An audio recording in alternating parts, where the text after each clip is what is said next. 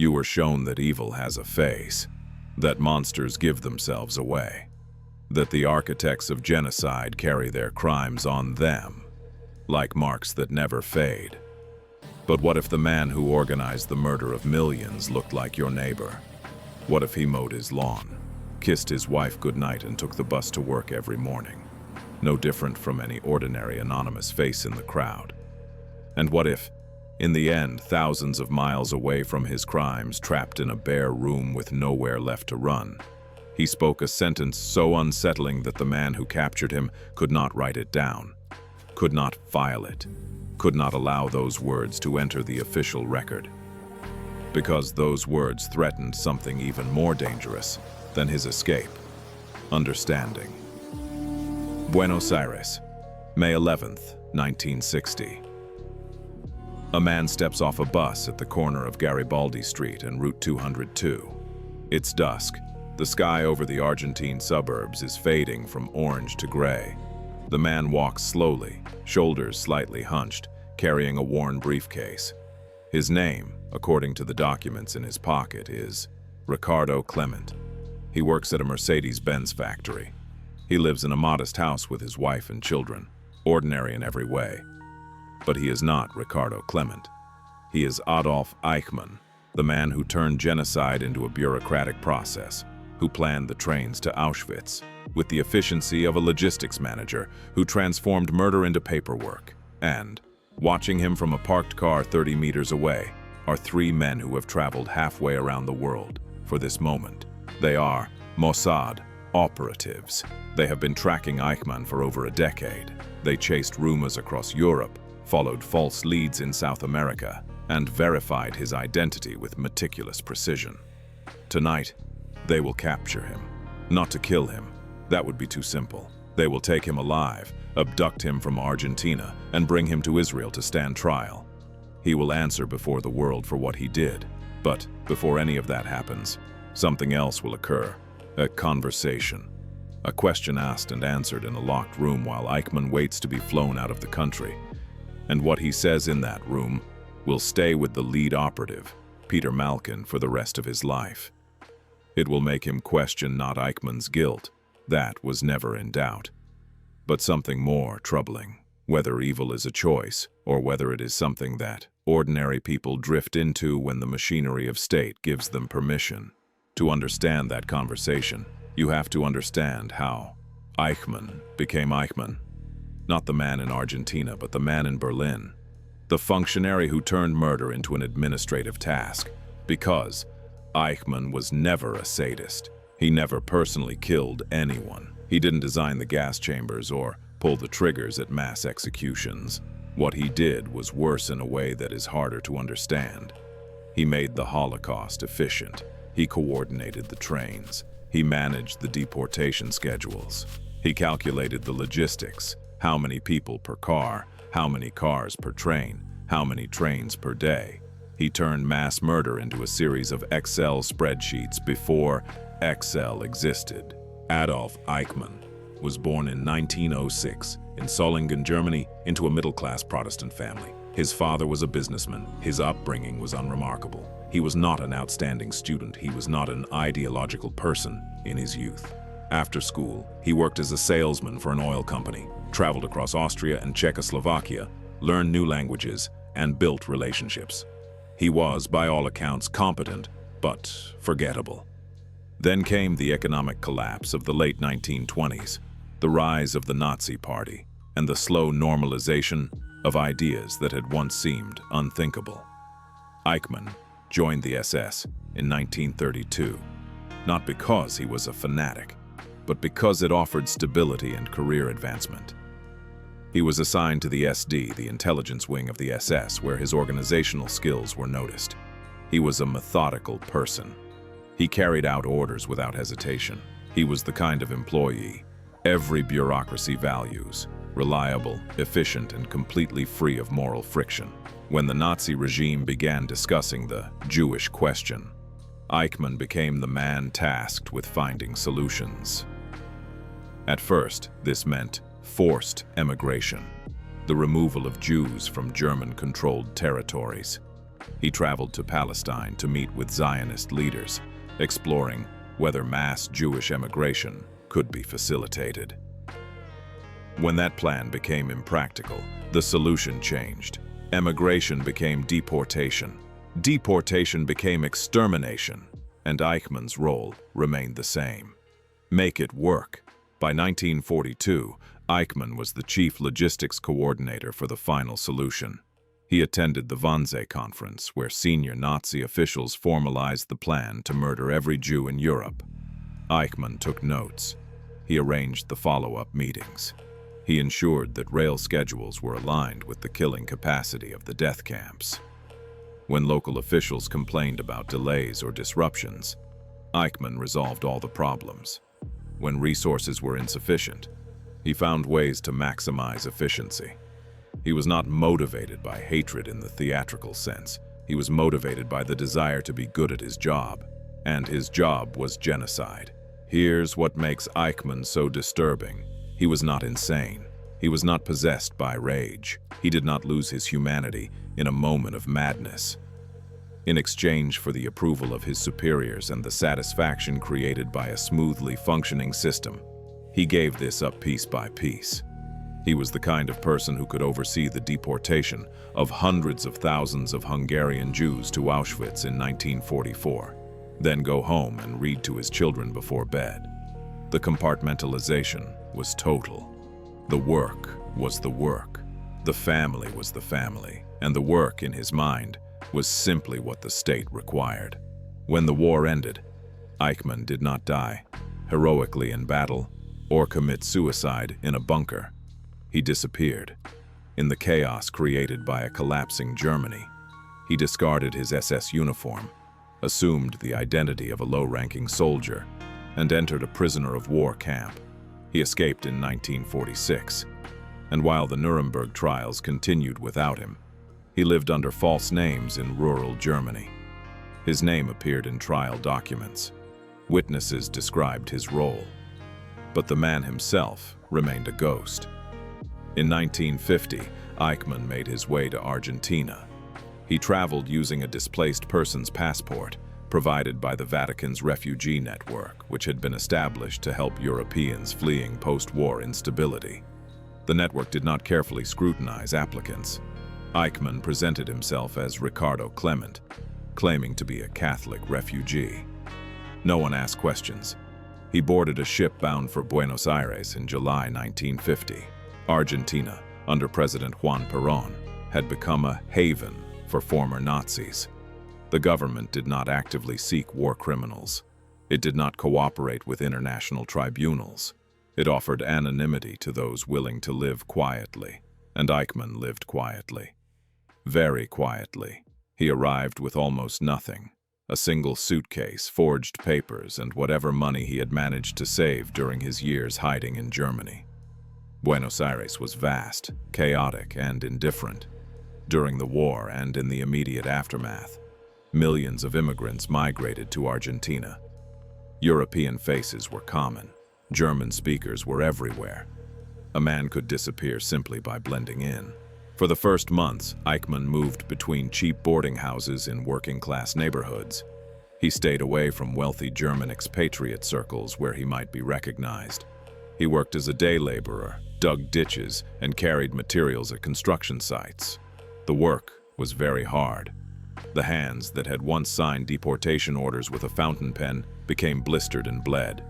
He came home, exhausted each evening, too tired to think, which was perhaps the point.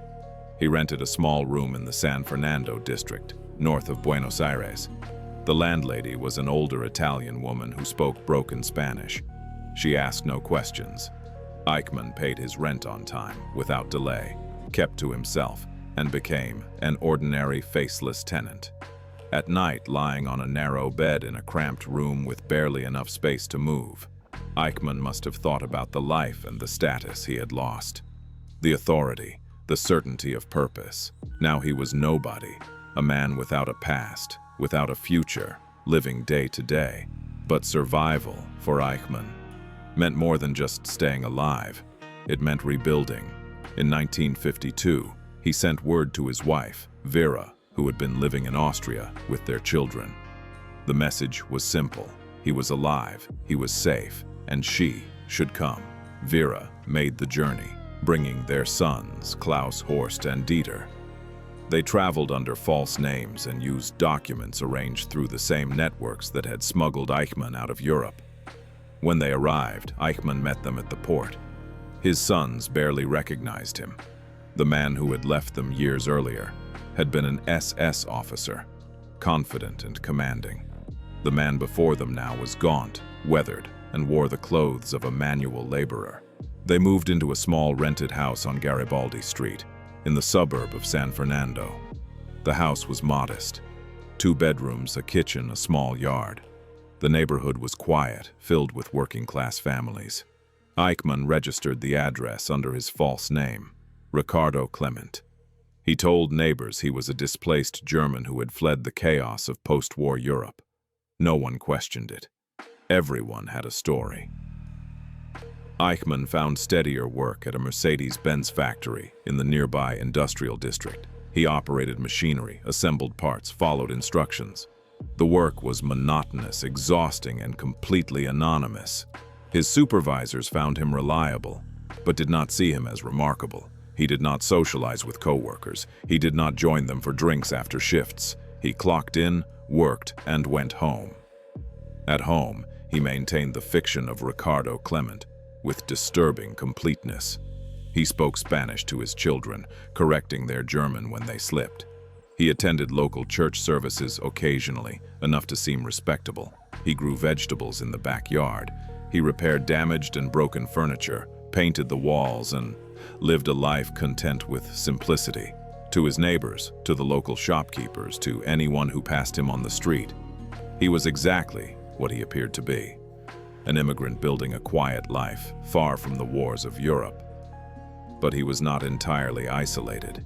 In the expatriate German community, a loose network of immigrants, some displaced by the war, others fleeing justice. Eichmann was known, not openly, not by name, but certain men recognized him. Former SS officers who had fled to Argentina would also visit him from time to time. Behind closed doors, they spoke German and reminisced about the war. Eichmann never boasted about what he had done and did not glorify his actions. But he defended them. He insisted that he had no other choice. Orders were orders. The state demanded it. He had simply been efficient. These visitors brought news from Europe. They told him that the Nuremberg trials had ended, that some war criminals had been hanged, others imprisoned. But they also told him that the hunt was fading. He believed that the world was moving on, that survivors were rebuilding their lives, and that the appetite for prosecution was diminishing. Eichmann allowed himself to believe this. He allowed himself to think that perhaps he was safe, that the past would stay buried, that Ricardo Clement could live out his life in peace. He was wrong. This is where the story intersects with a German Jewish man named Lothar Hermann. Hermann was a half-blind refugee living in Buenos Aires. He fled Nazi Germany in the 1930s and settled in Argentina long before the post-war wave of refugees arrived. His daughter, Sylvia, was a young woman in the late 1950s when she began dating a boy named Klaus Eichmann, the eldest son of Ricardo Clement. Klaus was proud of his father in ways that were subtle but telling. He spoke about his father's wartime service, not with shame but with a kind of restrained admiration.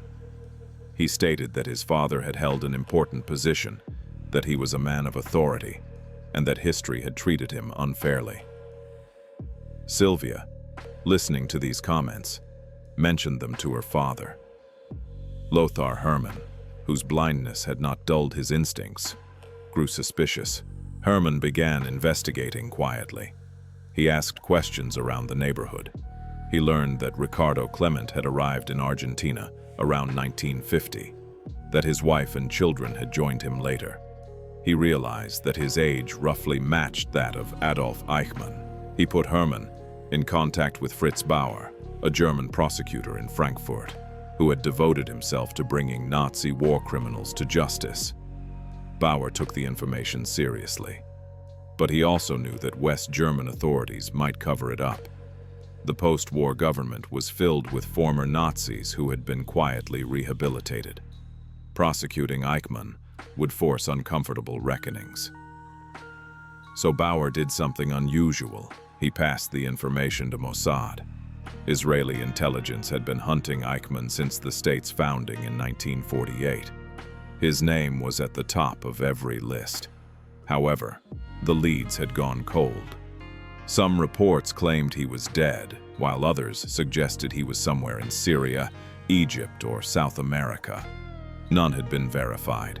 When Bauer's information arrived, Mossad Director Isser Harel treated it with cautious optimism. If Eichmann was alive in Argentina, capturing him would require an operation of extraordinary complexity. Harel authorized a preliminary investigation. In early 1960, a Mossad agent named Zvi Aharoni traveled to Buenos Aires posing as a tourist. His mission was simple: to verify that Ricardo Clement was Adolf Eichmann. Aharoni located the house on Garibaldi Street.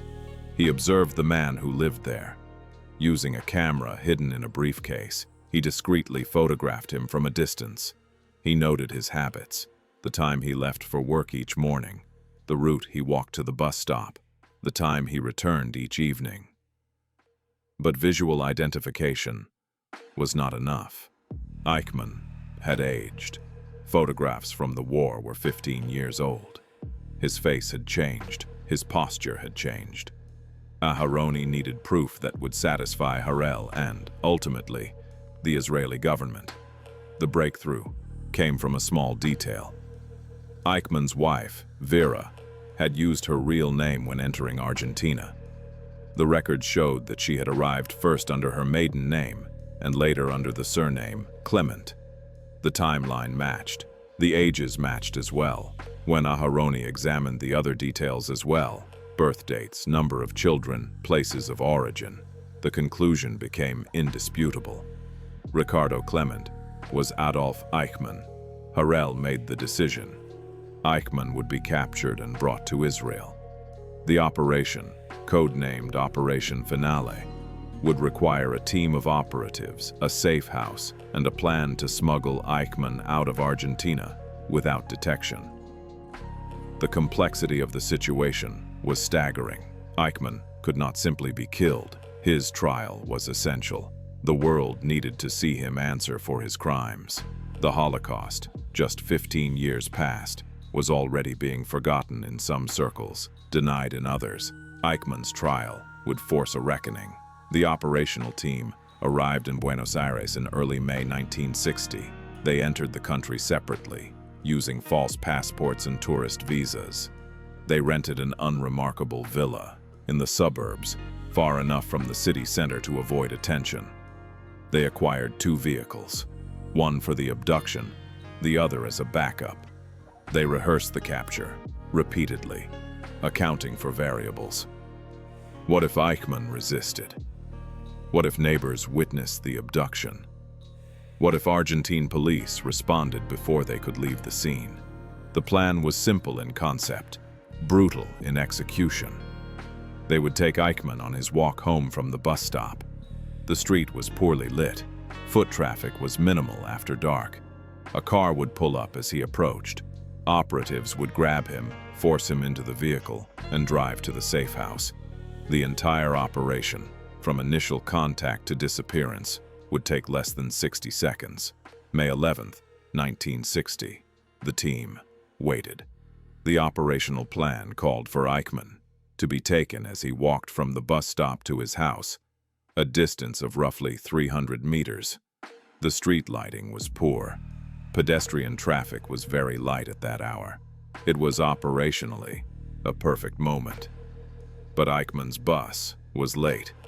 The team sat in the car, watching the empty road, tension mounting. What if he had changed his routine? What if someone had warned him? What if they had been compromised? Minutes passed. Then headlights appeared. The bus pulled to a stop. A single passenger stepped off. Ricardo Clement, Adolf Eichmann, Peter Malkin, the operative assigned to physically restrain Eichmann, crouched in the shadows near the street. His hands were shaking, not from fear but from adrenaline and something else. Malkin was a German Jew. His family had been killed in the Holocaust. His sister, Fruma, had died in a concentration camp. The man he was about to capture had signed the orders that sent her there. Every step Eichmann took toward him was a step closer to something Malkin had dreamed about for 15 years. Justice or revenge. He was not entirely sure which.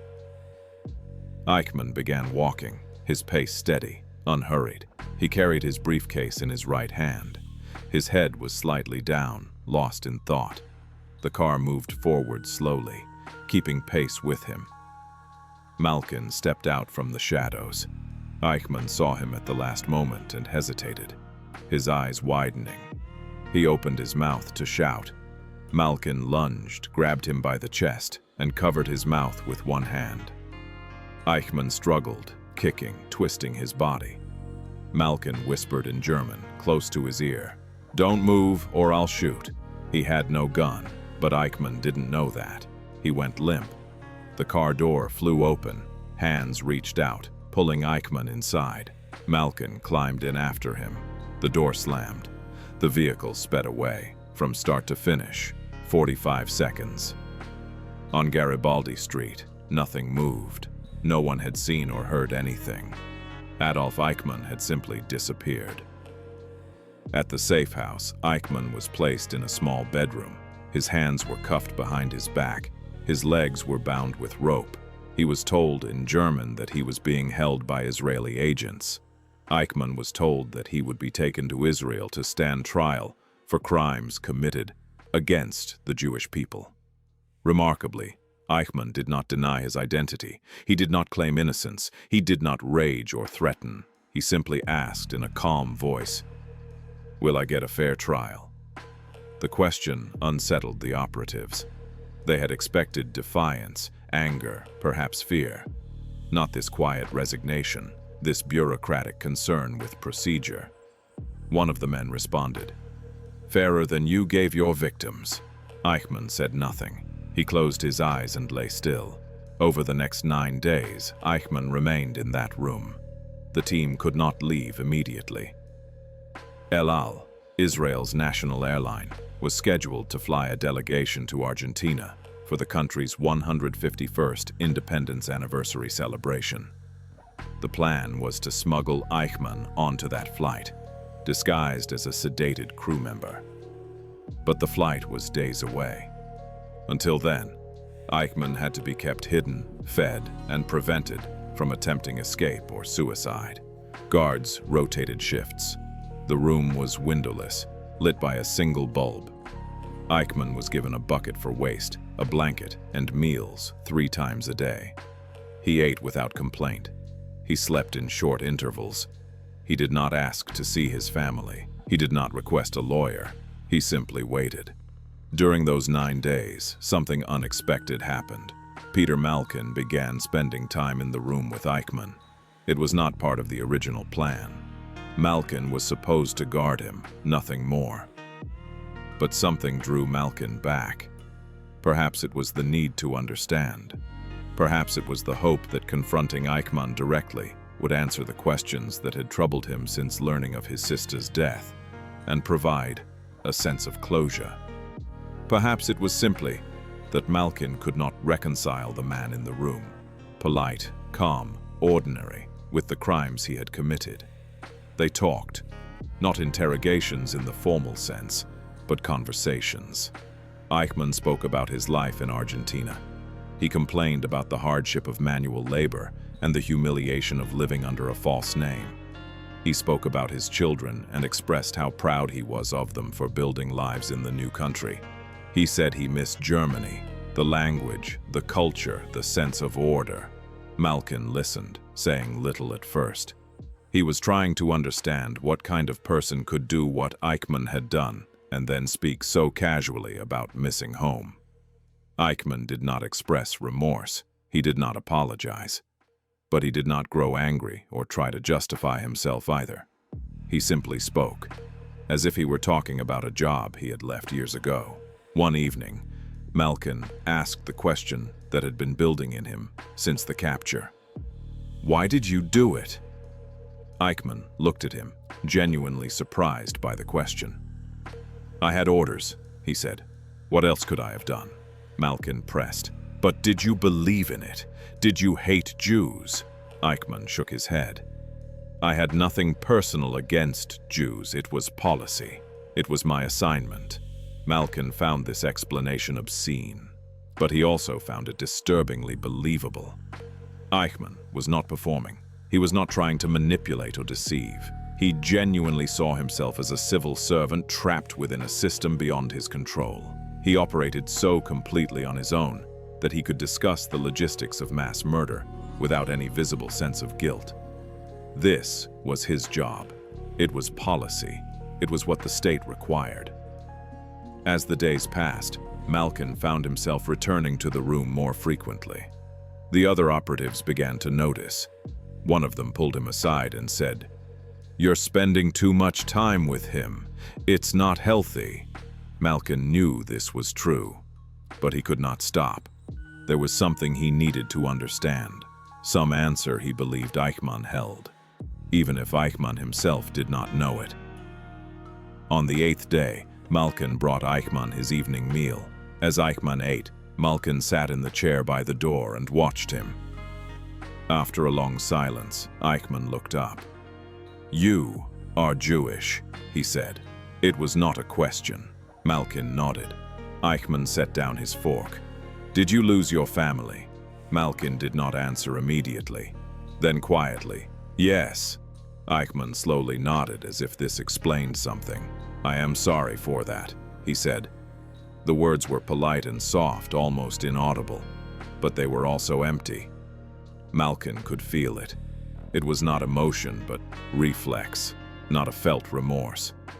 Eichmann was sorry the way someone is sorry when they bump into a stranger on the street. Regret, without comprehension. Malkin stood to leave, but at the door, he turned back. "Do you understand what you did?" Eichmann looked at him, confused. "I followed orders. I did my job." Malkin shook his head. "You destroyed millions of lives. You turned people into numbers. You erased them." Eichmann was silent for a moment. Then he said something that Malkin would never forget. "I was a cog in the machine. If it hadn't been me, it would have been someone else." On the final night before the flight, Malkin returned to the room one last time. Eichmann had been sedated. The team was preparing to take him to the airport. The plan was to dress him in an El Al crew uniform, walk him through the terminal as if he were a sick crew member, and board him onto the plane. Argentine authorities would not question it. By the time they realized what had happened, Eichmann would be in Israeli airspace. Malkin sat down beside the bed. He did not plan to speak, but then Eichmann, half-conscious, opened his eyes. He looked at Malkin, his gaze unfocused, and for a moment, neither man said anything. Then Eichmann spoke, his voice slurred, but clear enough. "I was just following orders. You would have done the same." Not a question, a statement, delivered with the certainty of someone who believed it completely. Eichmann was not claiming moral equivalence. He was not saying that what he had done was right. What he was saying was even worse, that there was nothing unique about him, that given the same circumstances, the same pressures, the same bureaucratic machinery, anyone would have done what he did. Malkin did not respond. He stood, left the room, and closed the door behind him. And for years afterward, he told no one about that sentence. It did not appear in his operational reports. It was not mentioned in the interrogations. He concealed it because it implied something unbearable. That Eichmann might have been right. Not morally, his crimes were unforgivable, but psychologically, that the distance between an ordinary person and someone capable of organizing genocide might be smaller than we want to believe. Eichmann was smuggled onto the El Al flight on May 20th, 1960. He was dressed as a flight crew member, sedated but conscious enough to walk. Argentine authorities, unaware of what had happened, allowed the plane to depart. By the time they realized Eichmann had been taken, he was already in Israeli custody. The Argentine government protested. The operation was a violation of sovereignty, but Israel did not return him. Prime Minister David Ben-Gurion announced that Eichmann would stand trial in Jerusalem. The world would watch. The trial began in April 1961. It was the first major Holocaust trial broadcast internationally. Over 100 survivors testified. They described deportations, gas chambers, death marches. Eichmann sat in a glass booth taking notes, occasionally objecting to testimony. He maintained that he was not guilty of crimes against the Jewish people. He admitted organizing deportations but claimed he had no authority to stop them. He said he was simply carrying out policy. The trial lasted 8 months. Eichmann was found guilty on all counts. He was sentenced to death. On May 31, 1962, he was hanged at Ramla prison. His body was cremated. His ashes were scattered in international waters outside Israeli territory, ensuring no grave would become a shrine. Peter Malkin returned to Israel and continued working for Mossad. He participated in other operations. He lived a quiet life. But at no point in his life did he ever forget that conversation. In interviews he gave at different stages of his life, Malkin admitted that Eichmann had changed how he understood evil. Not by making him sympathetic. Malkin never forgave him, but by forcing him to confront the uncomfortable reality that ordinary people, under certain conditions, are capable of extraordinary evil. That morality is not innate, that it requires constant, conscious effort to maintain, and that when systems of power grant permission to harm others, many people will accept that permission without resistance. Malkin wrote a memoir decades later, finally revealing what Eichmann had said in that room. He explained that he had kept it secret because he feared it would be misunderstood. He was worried that people would think he was defending Eichmann, but he wanted the truth to be recorded. Because it was important, because understanding how genocide happens requires accepting that it is not the work of monsters but of people. People who clock in, do their jobs, and clock out. People who follow rules, meet quotas, and seek approval. People who, when given the choice between resisting an unjust system and advancing within it, choose the latter. Eichmann's trial did not end Holocaust denial. It did not prevent future genocides. Rwanda, Bosnia, Darfur, all happened after the world said never again. But the trial established something critical: that bureaucratic efficiency does not absolve moral responsibility. That following orders is not a defense when the orders are to exterminate human beings. And that those who organize atrocities are as guilty as those who execute them. The operation that captured Eichmann was an intelligence triumph. It demonstrated Mossad's reach, planning, and willingness to act outside legal boundaries when justice demanded it. But it was more than that. It was a statement expressing that some crimes have such profound impact that they transcend borders, statutes of limitations, and diplomatic niceties, that those who commit them will be hunted, no matter how far they run or how long they hide. Yet, the final conversation between Malkin and Eichmann complicates that narrative, because it reminds us that justice, while necessary, is not sufficient. Punishing war criminals does not address the systems that create them. Executing Eichmann did not dismantle the bureaucratic structures that made the Holocaust possible. It did not eliminate the human capacity to rationalize cruelty when authority demands it. If you believe evil is something only other people commit, this story should disturb you, because Eichmann was not a sadistic outlier. He was a competent bureaucrat in a system that rewarded efficiency over morality. If he had been born in a different place and time, he might have lived an entirely ordinary life. The machinery of genocide does not require fanatics. It requires people willing to handle paperwork, follow procedures, and avoid asking difficult questions. And that is why Malkin could not write down what Eichmann said. Because acknowledging that anyone could become Eichmann, given the right circumstances, is almost more terrifying than believing evil is rare and obvious. It means that Resisting evil requires active, constant moral vigilance. That it is not enough to avoid doing harm.